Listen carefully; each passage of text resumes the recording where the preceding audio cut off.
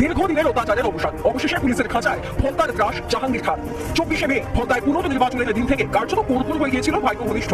নেপালে পালানোর ছক কষেছিল স্বঘোষিত পুষ্পা।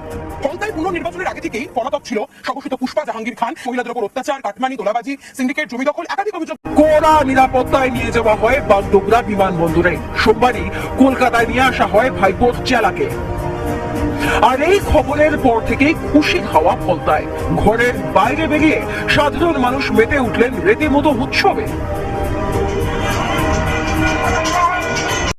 পুলিশ না থাকলে না এদের 5 পয়সাও दाम नहीं। আমরা আগেও বলতাম, এবার দেখুন সেগুলো প্রমাণিত হচ্ছে। हम लोग एडमिनिस्ट्रेशन से उम्मीद करेंगे कि जहांगीर के खिलाफ जितना एलिगेशन से उसका प्रूव होना चाहिए और जहांगीर का कहां तक रिलेशन है इसका भी जांच होना चाहिए। जहांगीर खान के साथ डायमंड हार्बर एमपी का क्या क्या संपर्क है। যে জাহাঙ্গীর খা কাটমানি দুর্নীতি করেছিল সেই জাহাঙ্গীর খাকে নেপাল বর্ডার পার হয়ে ক্রস করে পালাচ্ছিল, তাকে ধরে নিয়েছে।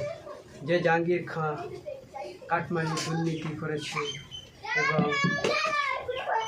অভিষেক ব্যানার্জি চামচা বা জেলা বলা হচ্ছে। তৃণমূলের তাবড় তাবড় যেসব নেতা নাগরি সকলকে তোমার তুলে নেওয়া হয়েছে এবং যে বড় বড় তৃণমূলের পোস্টে ছিল সকলকে, যারা বালি চুরি, কয়লা চুরি, শিক্ষা চুরি, টাকা চুরি, যত সব চুরি করেছে সকলকে তোমার বিজেপি সরকার 8 বছর, 10 বছর, 13 বছরের যেসব পুরাতন ফাইল চাকার দিয়ে সকলকে তুলে দিচ্ছে, জেলের ভাত খাচ্ছে।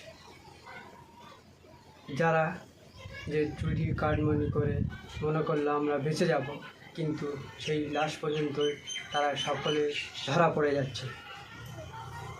আরও যে নতুন নতুন ভিডিও এবং নিউজ শুনতে আমাদের এই চ্যানেলটিকে সাবস্ক্রাইব করে রাখবেন এবং কমেন্ট বক্সে কমেন্ট করবেন নতুন নতুন ভিডিও দেখতে এবং খবর শুনতে।